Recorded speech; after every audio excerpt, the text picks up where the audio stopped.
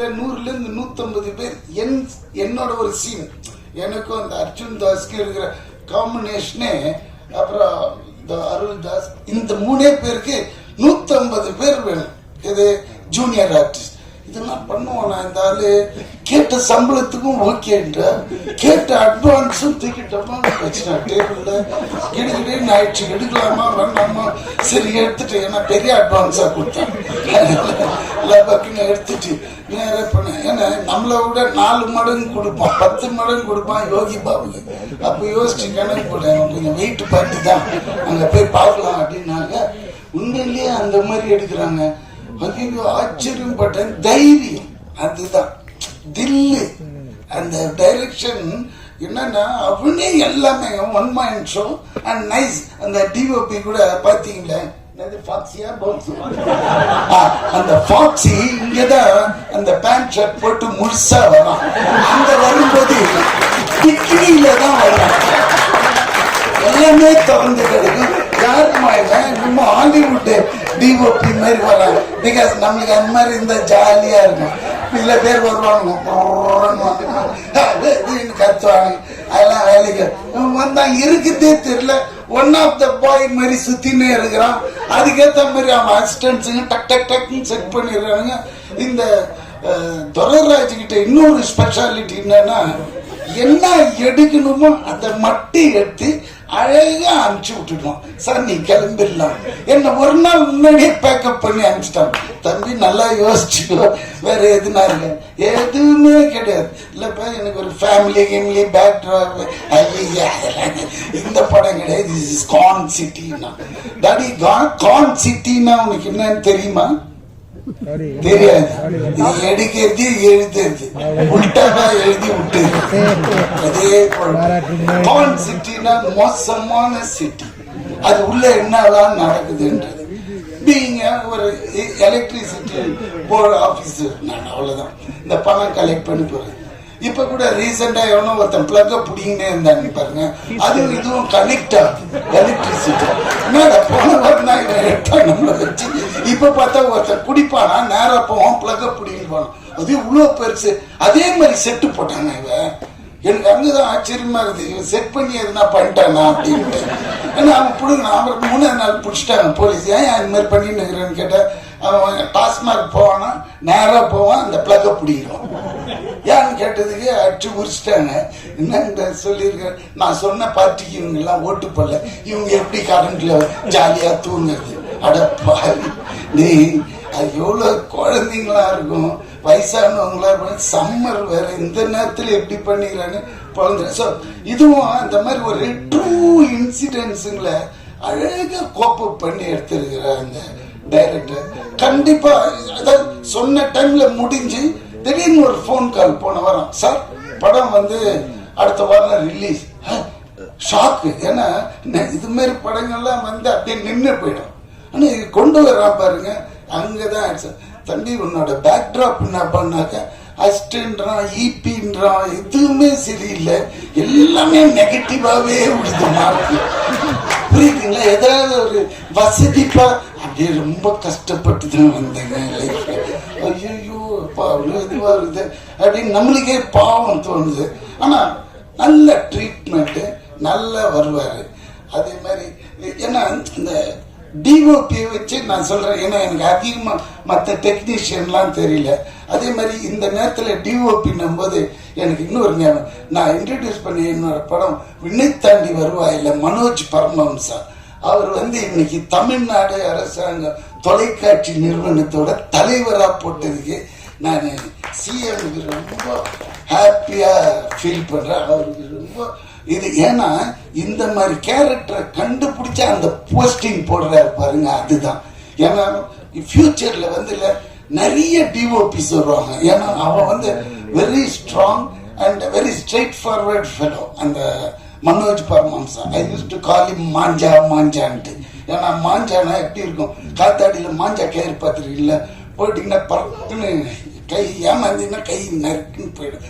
அந்த மாதிரி ரொம்ப ஸ்ட்ரிக்ட், ரொம்ப இது எல்லாருக்கும் சொல்லி தருவோம். இன்னைக்கு இருக்கிற டெக்னாலஜி இது கரெக்டான இடத்துல அவர் போட்டிருந்தாங்க. அது இன்னைக்கு பார்த்த நியூஸ்ல ரொம்ப ஹாப்பியா இருந்தா அதையும் இங்க சொல்லணும். இந்த சாங்ஸ் ரொம்ப நல்லா இருந்தது. அண்ட் ஃபர்ஸ்ட் டைம் எடிட்டர் மாதிரியே தெரியல நிஜமா. ஆண்டனி அளவுக்கு கிளாஸ் இருக்குது எடிட்டர் ஆண்டனி அளவுக்கு நிஜமாவே. ஏன்னா இப்பெல்லாம் படம் பார்க்கறதுக்கு நீங்க என்னதான் பண்ணாலும் இவங்க ப்ரெஸ் கொண்டு போய் சேர்த்துருவாங்க, என்ன பண்ணோம் இது எப்படிலான்ட்டு. பட் இருந்தா கூட கண்டென்ட் இருந்தா கூட அதுல இருக்கிற ரா மெட்டீரியல் யாருன்னு பார்ப்பாங்க.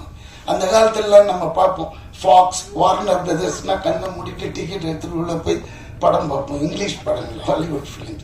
ஏன்னா அவங்க சும்மா கைவிடு. இப்பெல்லாம் இங்க எப்படி பார்ப்பாங்கன்னா இதுல யார் ஆர்டிஸ்ட்லாம் இருக்காங்க அப்படி பார்த்தீங்கன்னா இந்த வடிவகசியம்மா, பாபு, அப்புறமா இந்த இவரு அர்ஜுன் தாஸ், அப்புறம் இவரெல்லாம் செம குணச்சித்திர நடிகரா போகுது.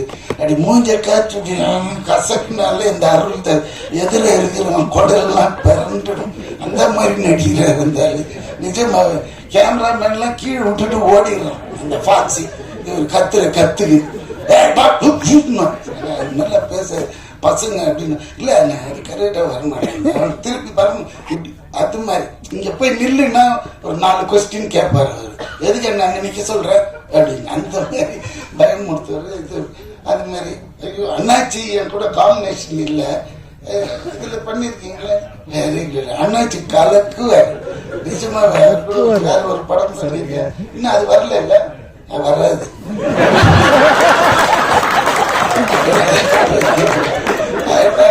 இந்த படம் உண்மையிலே எனக்கு அவ்வளவு ஹாப்பினஸ்ங்க. ஒரு படம் ரிலீஸ் வருதுனால சந்தோஷம். அவ்வளோ ஹார்ட் ஒர்க், அவ்வளோ கஷ்டங்க, சாதாரண விஷயம் கிடையாது. அந்த மனுஷன் பாவம் எவ்வளவு நாள் தூங்கி இருப்பான்னு தெரியாது ஆரம்பிச்சுட்டு. ஏன்னா அவ்வளோ, ஏன்னா இந்த படம் வருமா வர அப்படிதான் இன்னைக்கு இருக்குது நிலைமை. அது தியேட்டர்ல கொண்டாந்து இது கண்டிப்பா ஹிட் ஆகி உங்களுக்கு பெரிய லெவல்ல ஓடிடியில உங்க பின்னாடி துரத்தின்னு வருவாங்க. ஏன்னா இங்க ஓடுனாதான் அவங்க வருவாங்க. அது மாதிரி. ஸோ இந்த படம் பெரிய லெவல்ல ஹிட் பண்ண உங்களோட ஒரு டாடி வசதியா ஏத்தி விடுனா, ஏன்னா அப்பதான் தெரியும் ஜனங்களுக்கு. ஒரு நம்ம ஒரு சொம்பு குடம் வச்சிருந்தாலும் தட்டி காணிக்கணும் உள்ள தண்ணி இருக்குது ஃபுல்லான்ட்டு. வெறும் குடம் நினைச்சு போயிடுவாங்க. அதனால கொஞ்சம் தட்டி காட்டி தலையை ஆத்து காட்டு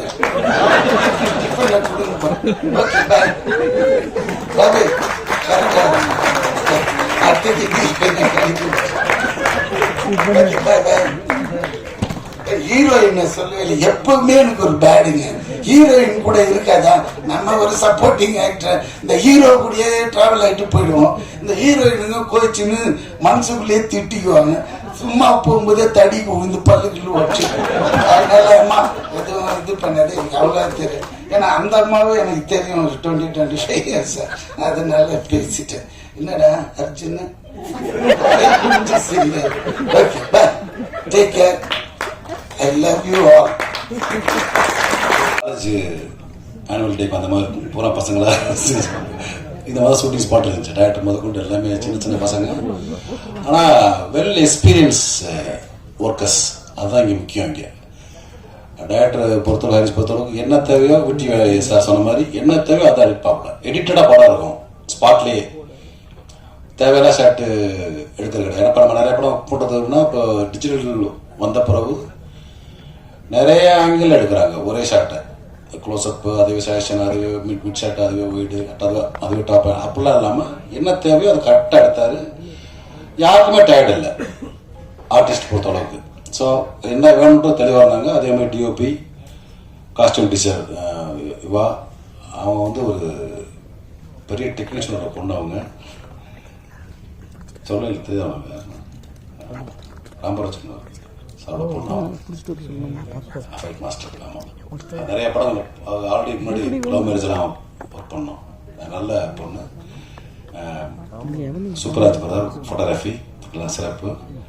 பாபு நாள காம்பினேஷன் கிடையாது, எடிட்டர் நல்லா பண்ணியிருந்தாங்க எல்லாமே. அர்ஜுன் சாரோட இது வந்து நான் இந்த படம் ஃபர்ஸ்ட் படம் பண்ணியிருக்கேன். அடுத்த ஒரு படம் பண்ணியிருக்கேன், ஒன்றா படம். அந்த டீம் நல்ல டீம். ஹரிஷ் அதே மாதிரி பார்த்தீங்கன்னா நிறைய படங்களுக்கு வந்து அவர் வந்து வெல் எக்ஸ்பீரியன்ஸ்.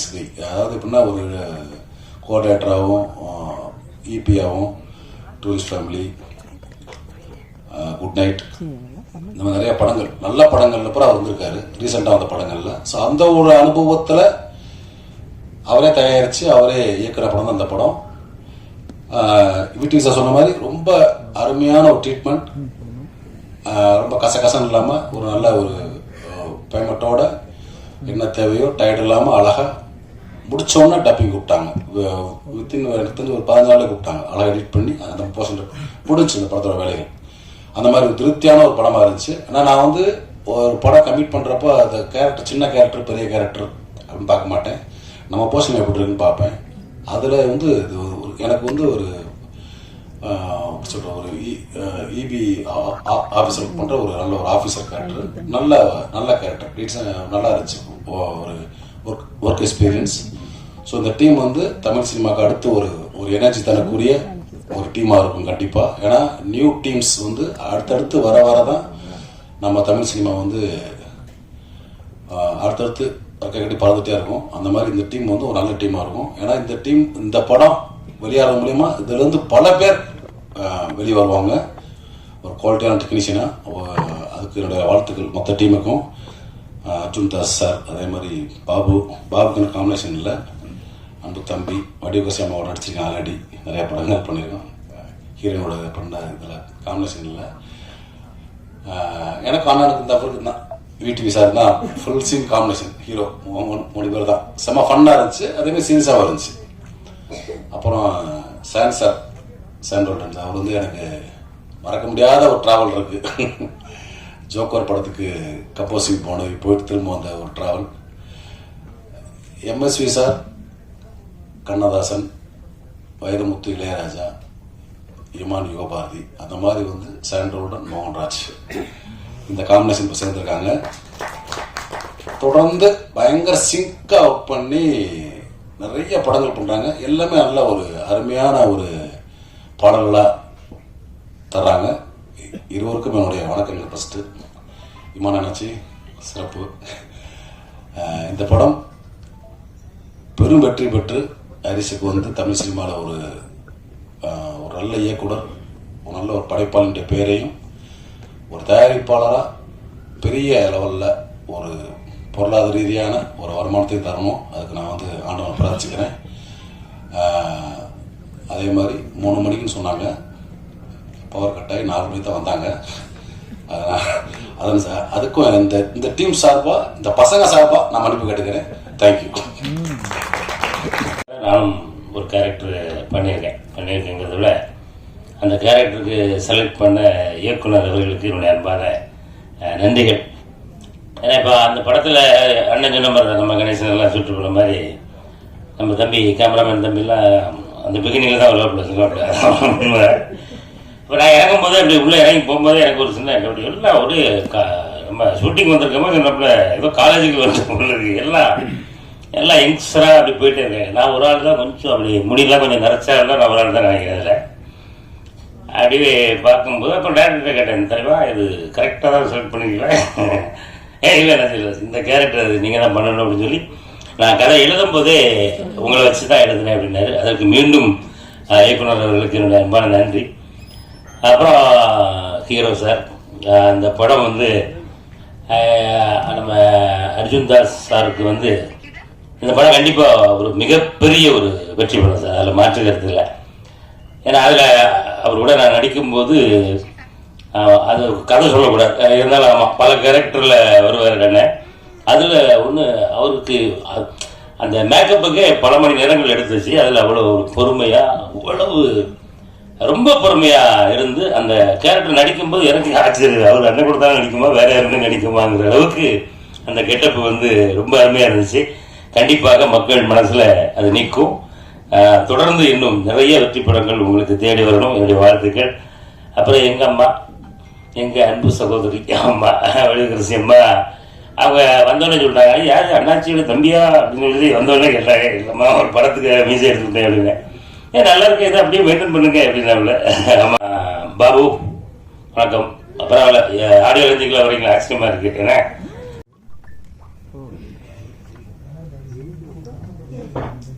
அண்ட் இந்த படத்தில் நான் ஒரு சூப்பரான ரோல் பண்ணியிருக்கேன், பார்த்துட்டே எப்படி இருக்குன்னு சொல்லுங்கள்.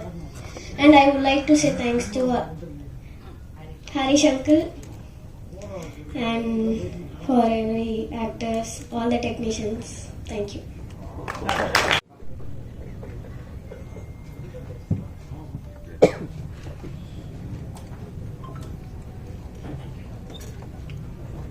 சார் வணக்கம். ரொம்ப நாளுக்கு அப்புறம் பார்க்குறேன். எங்க நம்ம தாடி வந்து இப்படி ஃபோனை வச்சிருந்தா அவங்க மூஞ்சி தெரியணும்ல எனக்கு. 1-2 பேர் தான் இருக்கீங்க சார். வணக்கம். மற்றவங்க எல்லாம் ரொம்ப புதுசா இருக்காங்க. நீங்க பழைய ஆளுங்க என்ன மாதிரி. உங்க எல்லாருக்கும் வணக்கம் வணக்கம் வணக்கம். நன்றி. நீங்க எல்லாரும் வந்திருக்கீங்க, ரொம்ப சந்தோஷம். இந்த கான் சிட்டி இத பத்தி சொல்றதுக்கு முன்னாடி இந்த கான் சிட்டிங்கிற விளக்க எல்லாருமா சேர்ந்து ஏத்தி வச்சிருக்காங்க. இது வந்து ஜெகஜோதியா எரியணும்னா நீங்க எல்லாரும் அதை அப்பப்ப தூண்டி விட்டுட்டே இருக்கணும். இதுதான் பிரஸ் அண்ட் மீடியாவுடைய மிகப்பெரிய பணி. அந்த பணியை நீங்க நல்லா சிறப்பா செய்வீங்கன்னு நான் உங்க எல்லாரையும் நம்புறேன். தயவு செஞ்சு இப்ப கான்சிட்டிக்கு வருவோமா? வந்து பேசினவங்க எல்லாரும் வந்து கான்சிட்டியில அம்மா வந்து நல்லா நடிச்சிருக்காங்க, நல்லா பண்ணியிருக்காங்க. சார் சொன்னாரு, மோகன் சார் சொன்னாரு, அவங்க ஒரு பார்வை பார்த்தாங்க பாருங்க. நான் எதையுமே பார்க்கல. என் போர்ஷன் வரலாம் டப்பிங் பேசிட்டு வந்துட்டேன். டைரக்டர் ஹரிஷ் சார் அவரை வந்து நாகராஜ் சார் தான் கூட்டிட்டு வந்தாரு. ஏன்னா அவரை பத்தி சொல்லணும்னா அடுத்த படம் எனக்கு வாங்கி கொடுக்க மாட்டாரு. அதனால அவரை பத்தி சொல்லிடுறேன். சொல்லணும்ல, அடுத்த படம் சான்ஸ் வேணும், முடிஞ்சிருச்சு. அவர் கூட்டிட்டு வரும்போது நான் வந்து கார்த்திகை தீபம்னு ஒரு சீரியல்ல இருந்தேன். பட்டையா விபூதி பூசிட்டு பெரிய பொட்டெல்லாம் வச்சுட்டு உட்கார்ந்தாங்க. அவரோட எக்ஸ்பிரஷன் அதுவே இது இல்லை, எங்களுக்கு வேற ஜானகி வேணும் அப்படிங்கிற மாதிரியே பார்த்துட்டு வந்தாரு. அதனால இவர் தான் டைரக்டர், நாங்க படம் பண்ண போறோம். அவரை பத்தி பேக் டிராப் எல்லாம் இப்ப ஒவ்வொருத்தரா பேசும்போது தான் தெரியுது அவரு இபியா இருந்திருக்காரு. ஏன்னா எங்களுக்கு கிடைச்ச ஒரே இபி பரத் தான். ஓகேங்களா? ஓ, இவரும் இபியா இருந்திருக்காரா அப்படின்னு இப்பதான் நான் கேள்விப்படுறேன். அவர் வந்து கதை சொல்ல ஆரம்பிக்கல, ஆனா கேரக்டர் சொல்றது, அதாவது இந்த படத்துல நீங்க நடிக்கணும் அப்படின்னு கேட்க வந்தார். முதல்ல எடுத்தோடனே சொன்னாரு, அம்மா நான் வந்து மேடம் இந்த கேரக்டர் வந்து நான் உங்களுக்காக தான் எழுதுனேன்னு பொய் சொல்ல மாட்டேன். நான் எங்க மனசுல வேற ஒரு ஆர்டிஸ்ட் பேர் சொன்னார். அப்பவே வடிவு கரைச்சிக்க, அப்புறம் எதுக்கு என்ன பார்க்க வந்த அப்படின்னு எனக்கு ஒரு திமிர் இருக்கும்ல நார்மலா. அப்புறம் எதுக்கு என்ன பார்க்க வந்த அப்படின்னு பாத்துனேன். ஆனா நீங்க அந்த கேரக்டர் பண்ணணும்.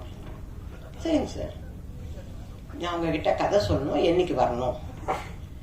நம்ம வீட்டிலலாம் வந்து எப்படின்னா, சினிமாங்கிறது என்னோட தொழில். நீ போறியா நடிச்சியா அதோட பேக்கப் ஆகி வீட்டுக்கு வந்தா வீட்டு வேலைப்பார், எங்களுக்கு என்ன செய்யணுமோ அதை செய். அந்த மாதிரி கேரக்டருங்க நம்ம வீட்டில் இருக்குதுங்க. இவரை நான் வந்து வீட்டுக்கு வாங்க சார் கதை சொல்லலாம் அப்படி நான் கூப்பிடவே முடியாது. அதெல்லாம் அந்த காலம். கதை கேட்டது, நாங்க போய் ஆபீஸ்ல உட்காந்து கதை கேட்டது எல்லாம் அதே தான் நான் இங்கே பண்ணேன். நாகராஜ் சார்கிட்ட சொன்னேன், எப்ப நான் வரேன் ஆபீஸ்க்கு கதை கேட்கறதுக்கு, வேலை தானே, நமக்கு வேலை வேணும்னா எங்க வேணா போய் வேலையை கேட்டு வாங்கிக்க வேண்டியதுதான். அப்படி நான் போனேன். படிக்கட்டு ஏறி போயாச்சு. போனோடனே ஏதோ கதை இல்லை, அம்மா நீங்க இந்த character Yogi Babu sir. Yogi Babu sir இருக்காரா? அர்ஜுன் தாஸ் சார். அவ்வளவுதான் எனக்கு தெரியாது. இந்த ஹீரோயின். சரி, இவ்வளவுதான் சொல்லுவாங்கன்னு நான் நினைச்சு போனேன். நம்ம போனா ஈவினிங் ஏதோ பேசிட்டு இதுதான் இது சம்பளம் இப்படி இப்படி கொடுக்கணும் சொல்லுவாங்க, அதோட வந்துட போறோம். ஆனா ஒரு லேப்டாப் எடுத்து வச்சுக்கிட்டாரு. ஓகேங்களா? நானும் சாரு மட்டும்தான் இருக்கோம். நான் இந்த நிமிஷம் வந்து சாருன்னு தான் கூப்பிடுறேன் அவரை. ஏன்னா உங்களை சாரு எல்லாரும் அவரை பேர் சொல்லி கொடுப்பாங்க. ஆனா எனக்கு வந்து அவர் டைரக்டர் சார். நான் உங்களையும் அப்படித்தானே சார் கூப்பிடுவேன். ஒத்த பணமரம் நம்ம அப்படித்தானே சார் கூப்பிடுவோம். சார் சொல்லுங்க சார்.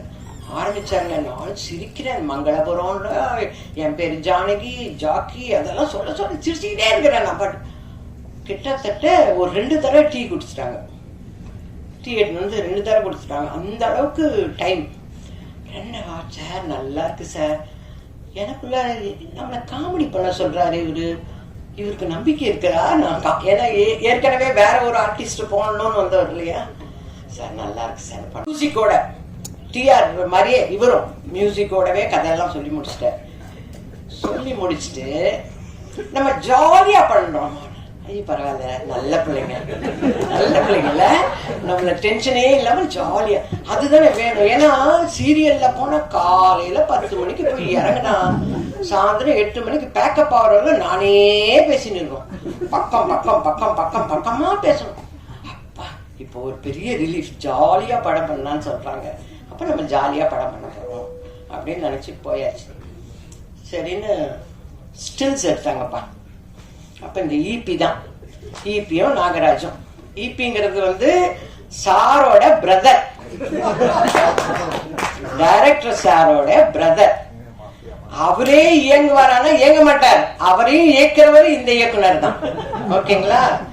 ஒரு பேட்டாவுக்கு கையெழுத்து போடணும்னாக்க அண்ணன் கிட்ட கேட்கிறமா, அண்ணன் கிட்ட கேட்கறதுக்கு நீ எதுக்கு ஈபி அப்படின்னு மனசுல அதான் சொல்லக்கூடாது, படம் இருக்க மாட்டோம் அப்படின்னு பேசாம போனோம். ஸ்டில்ஸ் எல்லாம் ஸ்டில் எடுக்கும் போது யாருமே பக்கத்துல இல்லைங்க. அர்ஜுன் தாஸ் தம்பி வரல, எல்லாரும் பூஜையில மட்டும் பார்த்து அவரை பார்த்து கேட்கிறேன், தம்பி நீங்க உங்க படம் ஷூட்டிங் முடிஞ்சோன்னா பிரியாணி போடுவீங்களாமே. என்ன கேள்வி பாருங்க. ஏன்னா எனக்கு அவரை பத்தி வேற எதுவுமே தெரியல. பிரியாணி ஆமாம்மா இதுக்கும் போடலாமா அப்படின்னு. ஓகே அப்படின்னு கேட்டுட்டு வந்துட்டேன். அப்புறம் யோகி பாபு சார் வந்தாரு. எனக்கு அவரை ரொம்ப பிடிக்கும்.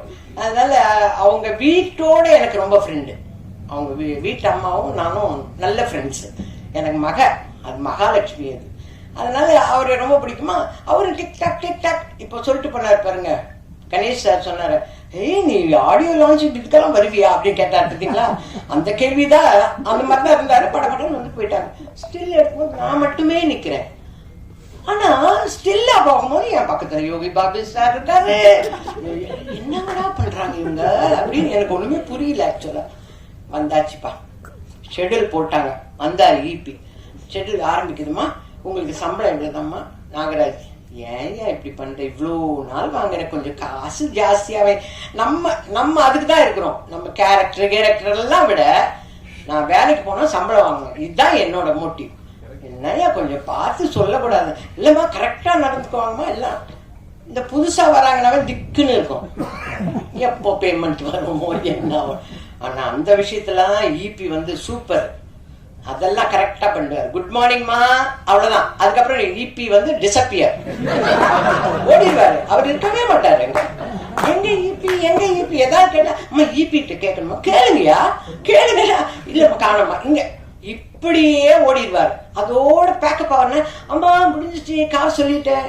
அட பாவி, இவ்வளவு நேரம் எங்கேயா போனேன் நீ அப்படிங்கிற மாதிரி தான் இருப்பாரு ஈபி. அவ்வளோ நல்ல ஈபி அவரு. ஈபி நான் வேற வழி இல்ல, படம் எல்லாம் முடிஞ்சிச்சு, ரிலீஸ் ஆகுது 10 வருஷம். அந்த மாதிரி ஒரு ஈபி. எனக்குன்னு டைரக்டர் சந்தோஷ்னு ஒரு கோ டைரக்டர் நியமிச்சு விட்டார். அம்மாவை ஹேண்டில் பண்றது நீங்க தான். அவர் வந்தோடனே எப்படிமா நல்லா இருக்கேன்ப்பா, என்னப்பா இன்னைக்கு சீனு வந்துருமா. அதை படிக்கிறதுக்குன்னு விஜய்னு ஒருத்தர் வருவார். அவர் அப்படி படிக்கிறதோட சிரிக்க கூட மாட்டாங்க. நம்ம கிட்ட கதை சொல்லும் போது ஜாலியா ஒரு படம் பண்ணலாம். இங்க யாருமே சிரிக்க கூட மாட்டேன்றாங்களே, என்னடா இது. டைரக்டர் குட் மார்னிங் மேம், அவ்வளவுதான். அந்த இது டப்பாக்குள்ளாரே இருப்பாரு. ஒரு ஜாலியா ஒரு காமெடி பண்ணுவோம், அது பண்ணுவோம், எதுக்குமே. அப்புறம் டைலாக் ஜாக்கி, நான் கதையெல்லாம் சொல்ல மாட்டேன் சார், உங்க அளவுக்கு 2.5 மணி நேரம் கதை சொன்னா என்ன வருது. நான் ஜாக்கி அம்மாவுக்கு தெரியும், அம்மா சொல்றேன் கேள். என்ன கட்டுக்கட்டா பேசுறாரு இவரு. அம்மா நீங்க ஜாக்கி, இது நார்மல். ஜாக்கி அம்மா சொல்றேன் இல்லடா, நான் பாத்துக்கிறேன்டா, நீ இப்போ இதுதான் வடிவு கட்சி. 47 வருஷமா ட்ரைனிங் எடுத்த ஒரு விஷயம். இங்க புதுசா ஜாக்கி நான் சொல்றது என்னப்பா பட்டு பட்டுன்னு ஓடிக்கிறாரு. எனக்கு பயமா இருக்கு. நீட் எக்ஸாம் எழுத போன மாதிரி ஆயிட்டேன். ஐயோ, கதை சொல்லும் போது ஜாலியா இருந்தது. இங்க வந்தா யோகி பாபு தம்பி வந்தோடனே ஏதோ நல்லா பேசுவாரு. மா என்ன பேசுறாங்க காதுலயே அவர், நீ பண்றது சரியில்லைம்மா. ஐயோ என்னோ சொல்றாரு இவரு, என்ன சொல்றாரு. விஜய் தம்பி இங்க வாங்க, என்ன டைலாக் 2 பேரும் பேசுறோம்.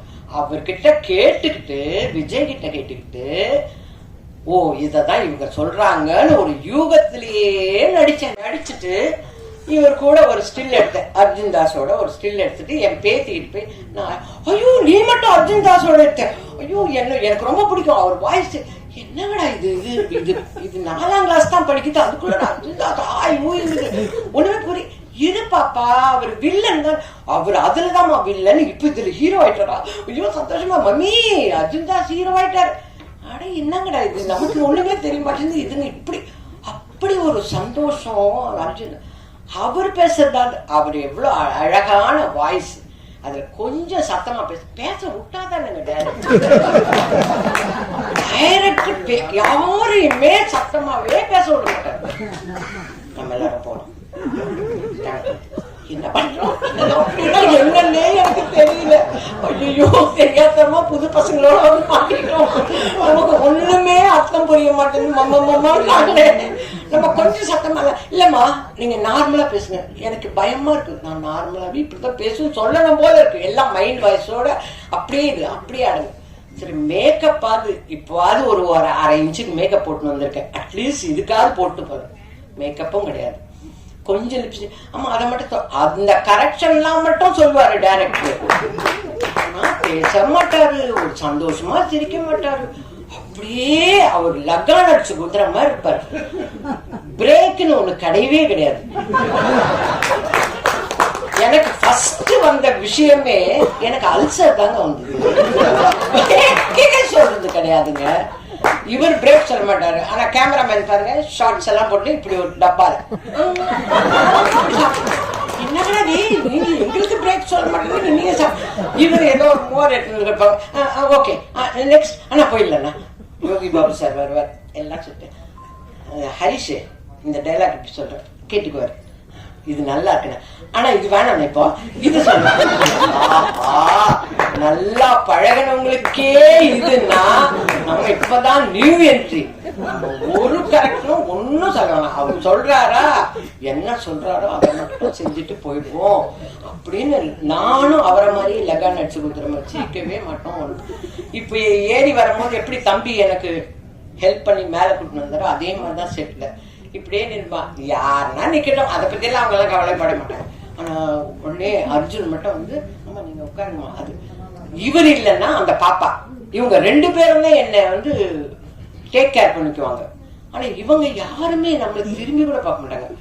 அதுலயும் இந்த சஞ்சய் எல்லாம் வந்து என்னை ஓட்டின்னு போறது கேரவன் வந்து, டாக்டர் என்னப்பா சாட்டரி இப்பதான் வந்தேன் கூப்பிடுறாரு, ஓகே.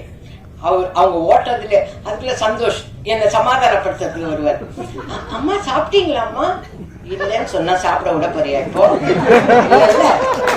நட போலாம் பா.